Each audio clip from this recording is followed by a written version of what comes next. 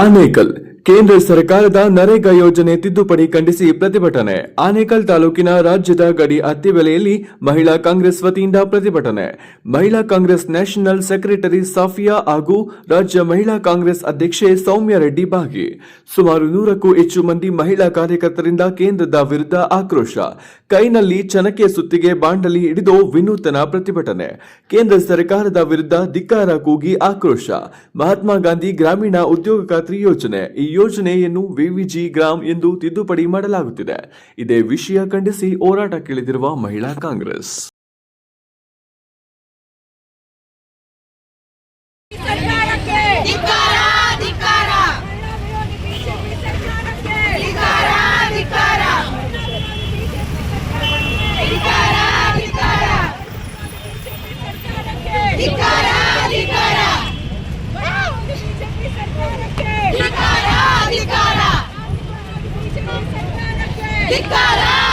नरेगा जो कांग्रेस सरकार की योजना थी, डॉक्टर मनमोहन सिंह हमारे प्राइम मिनिस्टर ने इसको दिया था, तो पूरी दुनिया की मुझे लगता सबसे बड़ी सोशल रिफॉर्मिंग योजना थी, जिसने गाँवों में रहने वाले लोगों को रोजगार दिया। वरना लोग गांव छोड़ के शहरों में जाते थे, उनके बच्चे पढ़ नहीं पाते थे। इस योजना का प्रारूप ये था कि इसमें राइट टू वर्क, रोजगार, उनका एक राइट था कि उनको काम मिलना चाहिए, और काम नहीं मिलता है तो उनको कुछ स्टाइपेंड मिलता था ताकि वो अपने परिवार का पालन पोषण कर सके। तो मुझे लगता है भारतीय जनता पार्टी किसानों के खिलाफ है, महिलाओं के खिलाफ है, दलितों के खिलाफ है। उन्होंने ग्रामीण इलाकों में इस बड़ी योजना को खत्म करने का सोचा है। उन्होंने पहले ये एक्ट था, अब इसको पॉलिसी बना दिया है। पॉलिसीज तो रोज चेंज हो सकती हैं, और पहले इसका पर्पस था कि लेबर इंटेंसिव यानी कि लोगों को रोजगार देना। अब उन्होंने इसको हटा दिया है, इसमें मटेरियल कॉस्ट बढ़ा दिया है और लेबर का पार्टिसिपेशन कम कर दिया है। इसके अलावा उन्होंने स्टेट्स के ऊपर इसका बोझ ज़्यादा डाल दिया है। स्टेट्स को पहले ही मोदी सरकार पैसे नहीं दे रही है, खासतौर पर जहाँ कांग्रेस की सरकार है। तो वो ये योजना को बंद करने का एक बहुत बड़ा कदम बीजेपी ने उठाया है। मुझे लगता है जिस प्रकार से कांग्रेस पार्टी ने पूरे आंदोलन देश में चला रखे हैं, चाहे गाँव हो, चाहे शहर हो, चाहे जिले हो, मुझे लगता है। और इसका नाम बदलने से क्या होता है, आप देखिए, नाम बदलने से कोई योजना क्या मजबूत होती है? अगर उनको नए नाम से योजना रखनी थी, नई योजना लेकर होना। हमेशा बीजेपी मोदी सरकार नया नाम रख के योजना को खत्म करने का काम कर देती है। तो मुझे लगता है इस देश को समझना चाहिए कि मोदी सरकार अच्छे दिन नहीं बल्कि खराब दिन इस देश के लिए लाई है। लगभग 10-15 साल इस सरकार को हो रहे हैं, लेकिन अच्छे दिन का इंतजार जनता का भी खत्म नहीं हुआ है। 15 लाख रुपए उनके खाते में आए थे, वो 15 साल में भी नहीं आ पाए हैं। ये मुझे लगता है अब अंत है बीजेपी का, हर चीज़ का अंत होता है, धीरे धीरे अंत हो रहा है। और मुझे पूरी उम्मीद है कि हम सब मिलकर आगे कर्नाटक हो, चाहे दिल्ली हो, चाहे केंद्र हो, कांग्रेस की सरकार लाएंगे और किसानों की हित की बात, महिलाओं की हित की बात, दलितों के हित की बात, महिलाओं के अधिकारों की बात हम करेंगे और मजबूत करेंगे। और जो 33% का आरक्षण की हम बात करते हैं, जो लोकसभा राज्यसभा में पास हो गया लेकिन जिसको इम्प्लीमेंट नहीं कर रहे हैं, उसको भी इम्प्लीमेंट कराएंगे। नरेगा में भी 60% महिलाएं काम करती हैं। तो महिलाओं के अधिकारों में बहुत बड़ा वार किया है मोदी सरकार ने, और मुझे पूरी उम्मीद है हमारी महिलाएं जब वोट करेंगी तो इस मोदी के खिलाफ करेंगी और कांग्रेस को मजबूत करेंगी। जय भारत, थैंक यू। मैं सफिया जुबैर हूँ, मैं ऑल इंडिया महिला कांग्रेस की जनरल सेक्रेटरी हूँ, कर्नाटक की प्रभारी हूँ। या इस नरेगा योजना को आंदोलन करने के लिए मैं यहाँ आई हूँ, और यहाँ हमारी नमस्कार। ನಾವಿವತ್ತು ನಮ್ಮ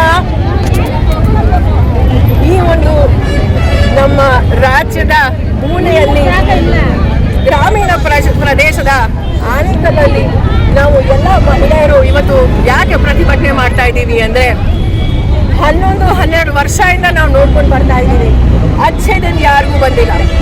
ಇವತ್ತು ಇನ್ನೊಂದು ಹೊಸ ಈ ರೀಸೆಂಟಾಗಿ ನಡೆದ ಪಾರ್ಲಿಮೆಂಟಲ್ಲಿ ನಾವು ನೋಡಿದ್ವಿ ಏನಾಯಿತು ಅಂತ. ನಮ್ಮ ಮನ್ರೇಗಾ, ಮಹಾತ್ಮ ಗಾಂಧಿ ಗ್ರಾಮೀಣ ಉದ್ಯೋಗ ಖಾತ್ರಿ ಯೋಜನೆನ ಇವರು ಕಿತ್ತು ಬಿಸಾಕಿ ಅದನ್ನ ವಿವಿಜಿ ಗ್ರಾಮ್ ಸಿ ಅಂತ ಒಂದು ಹೊಸದಾಗಿ ಒಂದು ಹೊಸದು ಯೋಜನೆ ಅವರು ತಂದಿದ್ದಾರೆ. ಈಗ ನಿಜವಾಗ್ಲೂ ಇದು ಎಷ್ಟು ಜನರಿಗೆ, ಎಷ್ಟು ಕೋಟ್ಯಾಂತರ ಜನರಿಗೆ ಇದು ಒಳ್ಳೆಯದಾಗ್ತಿತ್ತು. ವಿಶೇಷವಾಗಿ ಬಡವರಿಗೆ, ಮಹಿಳೆಯರಿಗೆ. ನೋಡಿ, ಮಹಿಳೆಯರು ಅವ್ರಿಗೆ ಉದ್ಯೋಗ ನಮ್ಮ ಗ್ರಾಮೀಣ ಪ್ರದೇಶದಲ್ಲಿ ಸಿಗಬೇಕು ಅಂತ ಪಂಚಾಯತ್ ಮಟ್ಟದಲ್ಲಿ ಪಂಚಾಯತ್ ಮೂಲಕನೇ ನಮ್ಮ ಮಹಾತ್ಮ ಗಾಂಧೀಜಿಯವರ ಕನಸು ಏನಿತ್ತು ಅಂದರೆ ಗ್ರಾಮ ಸ್ವರಾಜ್ಯ ಅಂತ. ಅದನ್ನ ಇವತ್ತು ಕಿತ್ತು ಬಿಸಾಕಿ ಬೇರೆ ಒಂದು ಕೇಂದ್ರ ಸರ್ಕಾರದ ನಮ್ಮ ರಾಜ್ಯ ಸರ್ಕಾರದ ಮೇಲೆ ಒತ್ತಾಯಿ ಧೋರಣೆಗಳು ಮಾಡ್ತಿದ್ದಾರೆ. 60% 40% ಈಗ ಮಾಡಿದ್ದಾರೆ.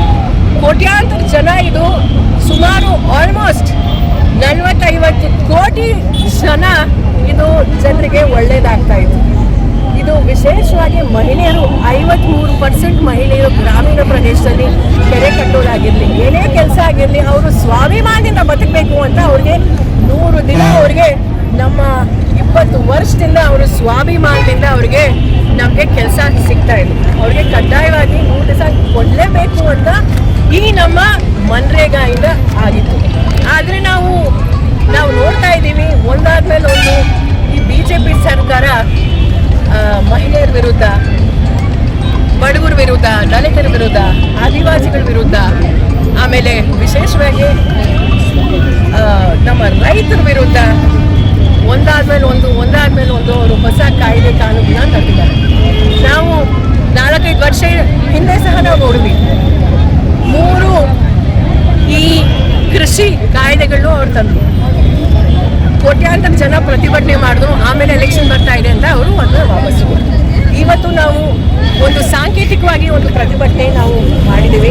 ನಮ್ಮ ಉಸ್ತುವಾರಿಯಾದಂಥ ಶ್ರೀಮತಿ ಶಾಫಿಯಾ ಜುಬೇರ್ ಅವರು ಸಹ ಬಂದಿದ್ದಾರೆ, ಮತ್ತು ಎಸ್ಟರ್ ಅವರು ಬಂದಿದ್ದಾರೆ.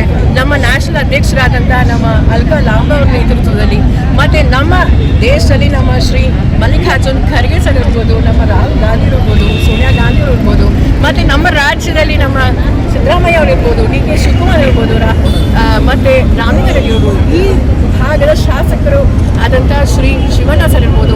ನಾವು ಇವತ್ತೊಂದು ಸಾಂಕೇತಿಕವಾಗಿ ಮಹಿಳೆಯರ ಪರ, ರೈತರ ಪರ, ಬಡವರ ಪರ ಒಂದು ಈ ಹೋರಾಟ ನಾವು ಇಡೀ ದೇಶದಲ್ಲಿ ನಾವು ಪ್ರಾರಂಭ ಆಗಿದೆ. ಒಂದು ಬೃಹತ್ ಪ್ರತಿಭಟನೆ ಸಹ ಮೊನ್ನೆ ನಮ್ಮ ಫ್ರೀಡಮ್ ಪಾರ್ಕಲ್ಲಾಯಿತು. ರಾಜ್ಭವನ್ ಚಲೋ ಅಂತ ಸಹ ಒಂದು ಪ್ರತಿಭಟನೆ ಆಯಿತು.